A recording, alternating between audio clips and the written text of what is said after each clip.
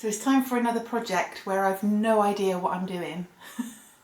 And what I mean by that is I know what I want the end result to be, but it's something that I've never done before, so I'll be figuring it out as I go. And I thought I'd invite you along on the journey so we can figure it out together. And if you stick around, then we'll both find out whether I managed to do it or not. Let me just show you what I've bought as my starting point, and then I'll explain as we go what I'm planning to do. Look at this, my next project has just arrived. It is completely encased in tape. That's going to take me a little while to get into that. Oh look, there's a little bit of bare cardboard showing. Right, let's get this monster open. I was worried about cutting the box too much in case I damaged what was inside, so I managed just to cut open the end flap and drag out the contents. So it's nicely wrapped in bubble wrap. It's like pass the parcel, isn't it? Okay, let's see what's inside. And here it is, your first view of my lovely antique box. There's a lock on the front. Unfortunately, there's no key. So one of my side tasks for this project will be to try and see if I can get a key to work in this lock. Whether I will be able to do that or not, I don't know. I've already watched a couple of YouTube videos about making keys for old locks, and depending on how complicated the lock is, I may or may not be able to do it. But inside it's just completely empty. There's a couple of like patches on the sides and on the bottom where there was obviously originally some kind of structure inside, which a previous owner has taken out. But it's pretty tidy, and it's got this sort of brass trim around the edges and some nice handles on the sides. Nice joints on the edges. According to the seller, the box is Victorian. I will take their word for that because I'm definitely not an expert. And then when we close the lid down, you see it's got the brass trim around the lid as well. And there's a couple of bits where there's a little bit of damage, but nothing serious. So there you go. That's the start point of my next project. So the inspiration for getting this box came from a couple of videos I saw by Bryce Adams. And I'll put links in the description if you'd like to see her original videos. It's well worth a watch. She's got an amazing collection of antique sewing boxes, and they are stunning. Some are fairly plain on the outside, some are really fancy, but they are all gorgeous. But one of the things they've all got in common is inside there's a tray which sits in the top, which holds the different bits and pieces of sewing equipment. And then when you take that tray out, there's then a big empty space underneath where you could either put like the current piece of sewing you're working on, or extra threads, or basically anything that's too big to fit in the top tray. So although I don't need a sewing box, I thought the idea would work really well with my bobbin lace making tools. So the plan is that I'm going to make a tray that will sit in the top of the box to hold the smaller tools, and then in the space underneath I can store my bobbins and any extra threads and things like that. I don't know what the original purpose was of the box that I've bought. It obviously wasn't a sewing box, but I chose that particular one for its size. I wanted one that was going to be deep because I know my tray is going to need to be quite deep, and then I still wanted to have plenty of room underneath as well. And because with any hobby you know, over time you gather more bits and bobs, don't you? So I wanted to be able to make it big enough that it's not so precise, so cramped for every individual tool. There's room for expansion as well. So let me show you all the different pieces that I would like to fit in the box. Okay, so this is the bulk of what I use for my lace making. There are additional things such as books and patterns and things like that, but I wouldn't be planning to store those in the box anyway. So first of all, there's this giant roll which holds my bobbins. And that's not all of these, are just the ones that are not currently being used. So my current lace pattern is using, I think, about 25, 26 pairs of bobbins in addition to this. But this would be hopefully going just in the bottom of the box. So in terms of the tray, I don't need to worry about that for now. And then this one as well. This is all the different threads that I've got of different colours, different thicknesses. And there's also a spare box of pins.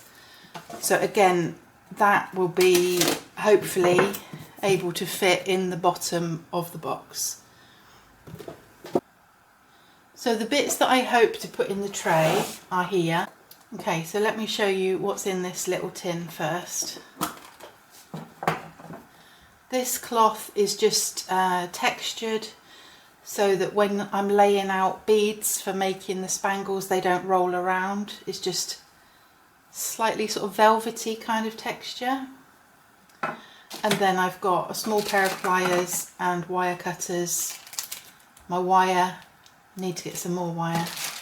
And there's a couple of small packs of beads. And these beads are just for extras to fill in the gaps between the main beads, really. So that tin currently only comes out if I'm spangling bobbins, so it's kind of its own self-contained little thing. So if I can't find room for that in the tray, it's not the end of the world, because it is kind of separate from the actual lace making itself, but it would be nice if I could get those in the tray as well. And then this main case, it's actually a big pencil case that I got from Amazon, and it has these like pages in with elastic, and obviously that's supposed to be for pens and pencils, but I thought that would be ideal for putting bobbins in. And it was ideal until I grew my collection of bobbins. So now the only ones that are in here are the ones that are waiting to have the bead spangles made. In the front there are a couple of mesh zip pockets, and all I've got in there at the moment is just some spare cover cloths for my pillows, and obviously you've already seen those bobbins. And then in the back, just the main section, first of all, this thread is what I'm using on my current project. This particular one actually belongs to my lace teacher, and I've been borrowing it for my current pattern, so I'll keep that separate from my own to make sure I don't forget to give it back to her. And then I've got some knitting stitch holders of various sizes, and I just use these to thread through the bobbins if I want to keep the bobbins out of the way. It's also handy if I'm moving my lace project, like if I'm going to my class. So it doesn't matter how much it jiggles around, the bobbins will stay in order. And of course those, as you can see, are just in a very rustly plastic bag that they came in. I've got a little pencil case, unsurprisingly with pens and pencils. Because lace patterns are often colour coded, it's handy just to have those colours available. So if you've got like a black and white photocopy of a pattern and you want to mark it up with the relevant colours for the different types of stitches, that's handy. I've got more in here than I need, but I've not done that often enough yet to kind of really decide which are my favourites. So anyway, that's the pencil case. Then I've also got a pencil tin, and this is mostly the sharp things, which is why I chose to put it in the tin. So for example, there's the pricker, and then there's another pokey tool, and the scissors. So yeah, so those bits and pieces I would like to go in the top tray. And then another tin. This has got my pincushion and other sort of like divider pins, needles, the little pins that I use to attach the pattern to the cork board when I'm pricking a new pattern. So as you can see at the moment, it's kind of, I've got some things in this tin, I've got some things in this tin, I've got a pencil case, I've got a plastic bag, obviously the spare thread, and then another tin. And it all works well because everything is kind of divided into its sections, but I just think it would be lovely if it could just be in one tray, everything available without having to rummage through different tins and bags. And so yeah, so that's what I'm aiming to put in my box. So before the box actually arrived in the mail, I'd already started trying to plan out where I wanted to put things, and I did this based on the measurements that were given on the eBay listing, although as it turns out not quite accurate to the size of the box, although maybe they've included the size of the handles as well when they did the measurement, I don't know. But aside from it not being quite the right size, I was also struggling with the depth as well, because for example my pincushion is going to take up quite a chunk of vertical space, but the stitch holders are going to take up virtually no space. So I was trying to visualize a 3D version. So it's like, right, what I need to do is I need to make a mock-up. And this was around the time that I'd commented on Bryce Adams' video asking if she had any tips about how she'd made her tray. And she said to me initially she'd made a mock-up using like cereal boxes. And something that I had which was like almost the right size. Hang on, let me show you. So I've got some of these big cat food boxes, and as you can see it's too long in the length, but depth wise it's almost exactly what I need. I could do it a little bit wider than this, but for a mock-up I just thought this would be ideal. So I decided to make my tray about 2 inches deep, so with much difficulty because it's really tough cardboard. Here's one I made earlier. So I chopped it down to 2 inches, and obviously this end was fine. I just had like a longer flap that I'd left here that I just folded up and sellotaped. So I've got my basic tray, which would just sit in the top there. Obviously I also had to make allowance for the fact that we've got the, I don't even know what you call that. I call it an arm, for want of a better expression. So I couldn't go right to the edge because I need to allow room for that to move as well. And obviously at the moment, if I just let go of that, it just drops straight to the bottom.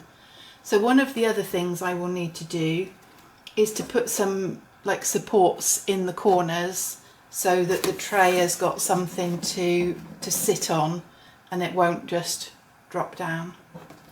So that's my basic mock-up, and then the next thing is to try and figure out how it's all going to fit in there and put some extra dividers. So that will be a little bit of fiddling around, so I'll come back and show you once I've got a better idea what I'm doing with that.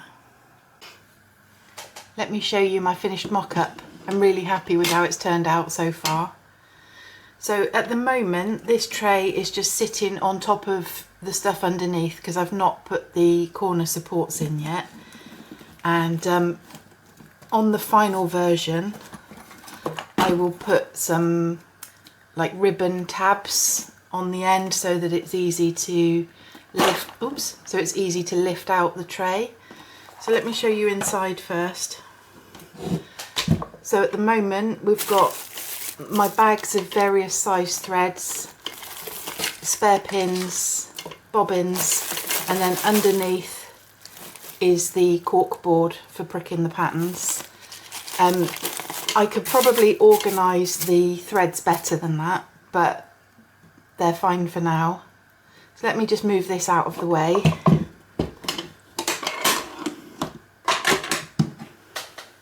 Okay, so let me show you how I've organised this main tray and also talk you through some of the potential changes that I've built into my design.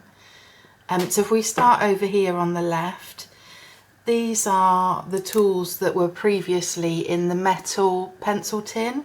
So these are like the sharper tools mostly, and also my little tin of beeswax.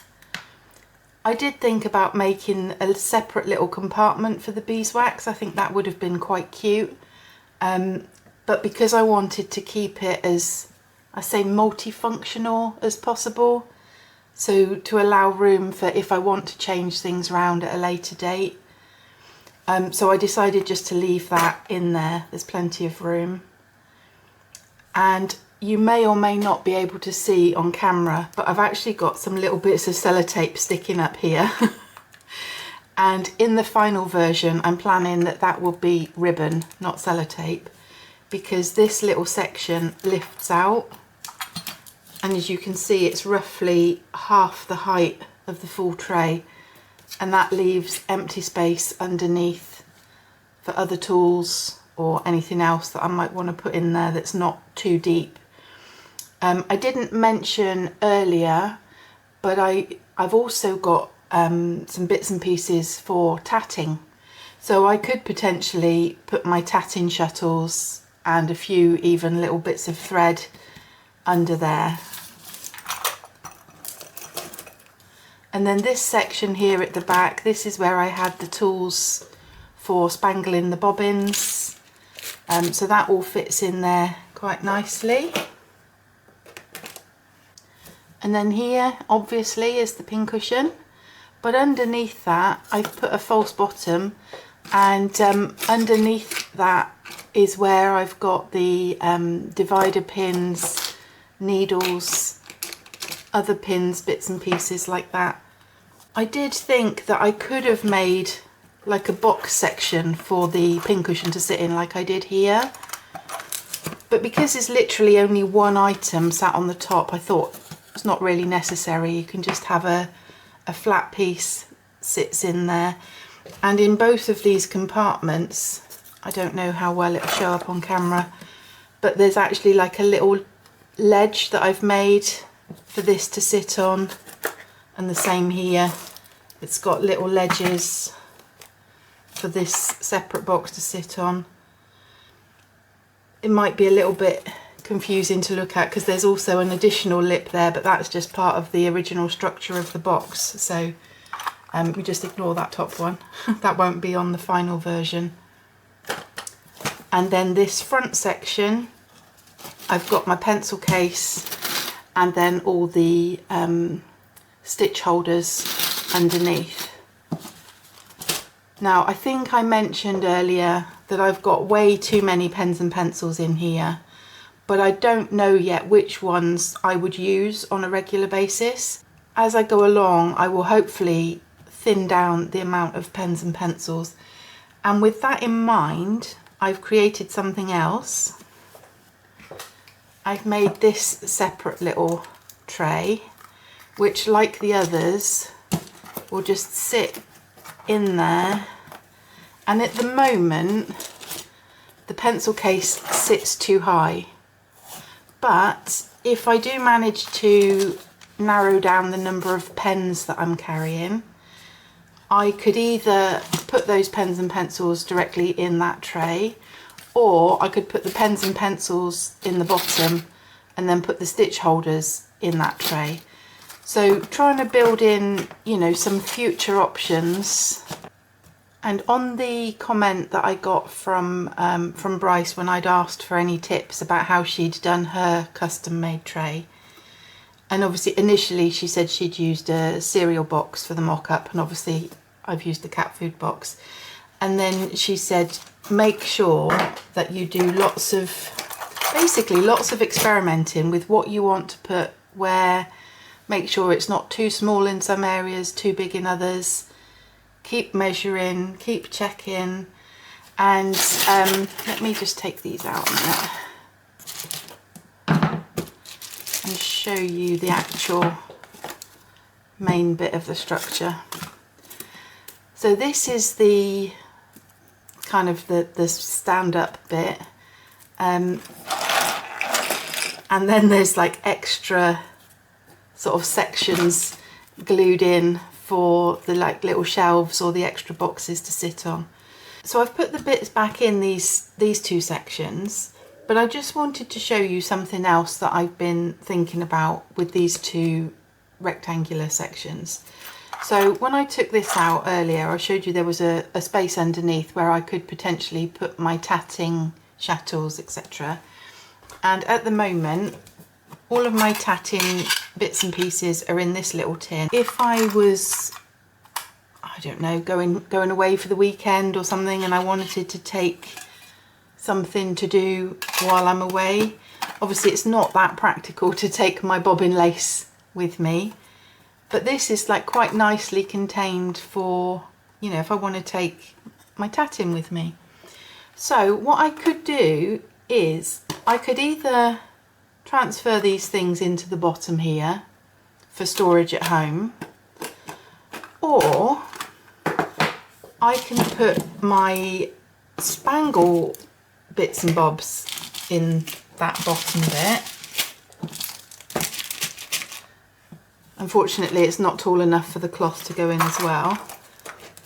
So that's the sharp tools on top, the spangling underneath, and then that bit I could just leave in there. And then that whole tin with the tatting just fits neatly in there.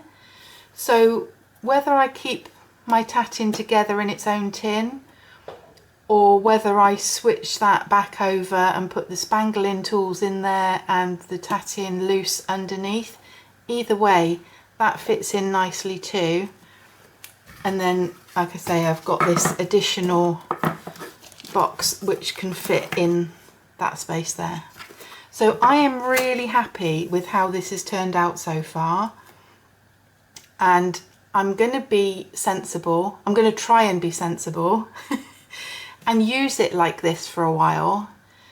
And as I'm using it, if there's anything that I think, oh, actually, this is really annoying. Like, for example, if it's annoying having this as just a loose piece rather than it being a separate box, or if there's something that I think I want that on top and not underneath. And then when I'm sure I'm happy with how it's all working, then I will put together a final version, and that will be in a separate video, and hopefully I'll show a little bit more of the actual process rather than just showing you afterwards.